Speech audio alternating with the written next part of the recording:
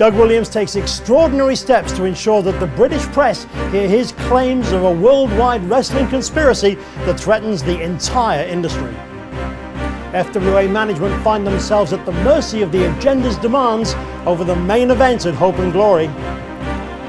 And 1 year since the relaunch of the FWA, we treat fans to some of the most memorable matches of the past 12 months, courtesy of new online channel Adrenalize. All that and much more on this week's special anniversary edition of Frontline.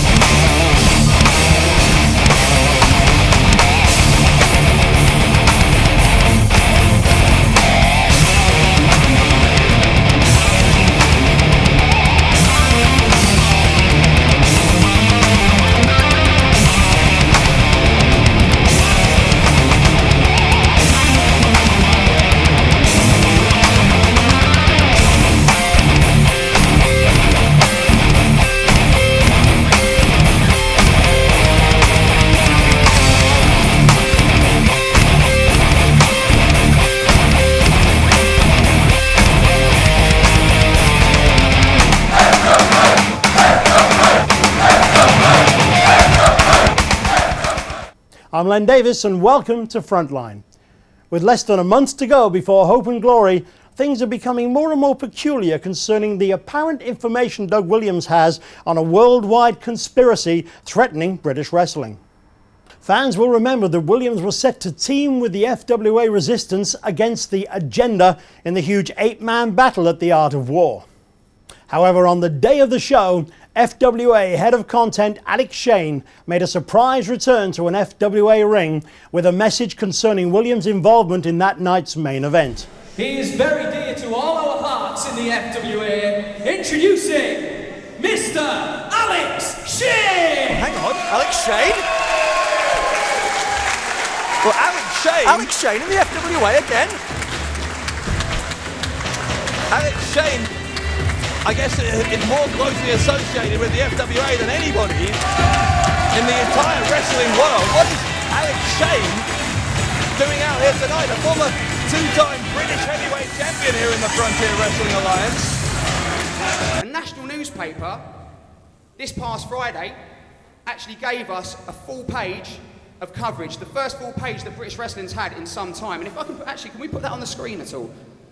Now that article right there, if that is up, is all about tonight's show, okay? Now that is a big thing for British wrestling. So you can understand the importance of tonight's event. So I need to tell you where we are, and this is just as you are loyal customers, and we appreciate each and every penny that you spend, particularly in a recession. As it stands, Doug Williams told us that his flight was going to land in Manchester at 3:30, and he would call us as soon as he arrived.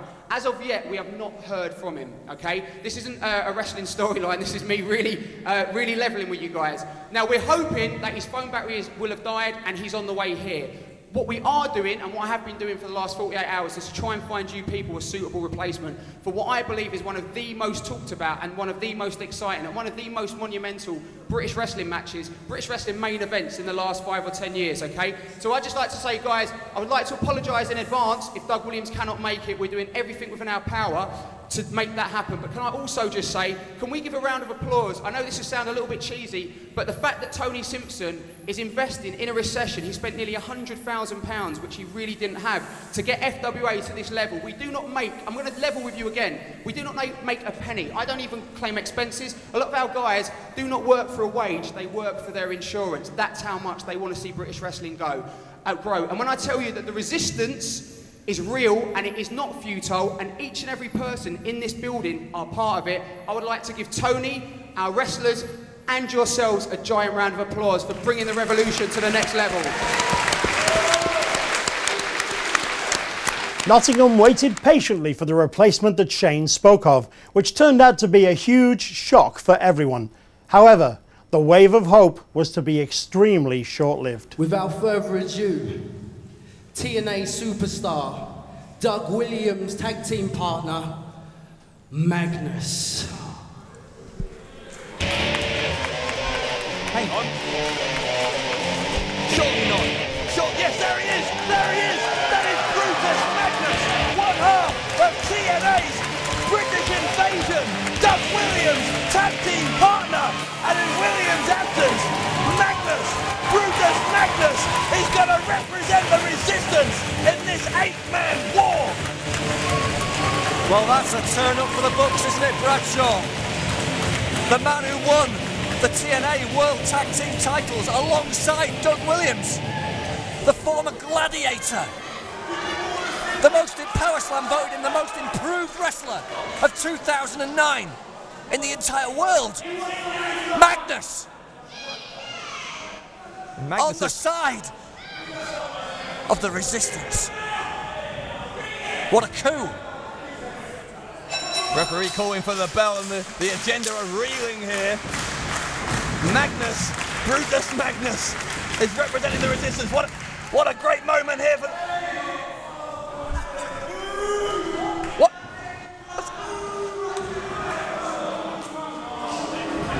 That's a... Magnus is shaking hands. He's hugging the... Oh no. Oh no. Magnus is part of the agenda, not the resistance. It seemed clear that the agenda ran far further than anybody could imagine, and that Doug Williams, Britain's greatest wrestling ambassador, was also shockingly involved. However, all was not as it first seemed.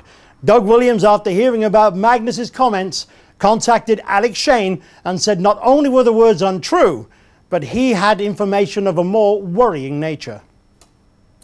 Williams told Shane that he'd become privy to information concerning a conspiracy involving several of the world's top wrestling companies, a conspiracy he claimed threatened the entire British industry.